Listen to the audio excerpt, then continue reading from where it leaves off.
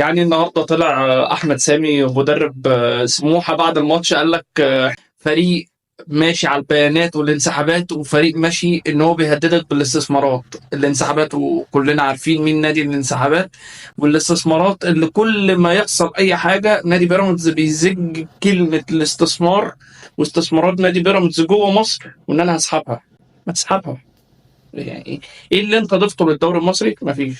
ما تقوليش ان هو بينافس، ما تخش تقول لي ده هو بينافس فهو اضاف. الاضافه دي كانت برضه كانت بتيجي سنين، المصري كان بينافس والاسماعيلي كان بينافس والزمالك بينافس، وجت سنه كان طلع الجيش بينافس، وجت سنه كان حرس الحدود بينافس. مفيش اضافه. اللي انت صرفته مش قد اللي انت خدته، بس انت بتصرف كده في الاهلي.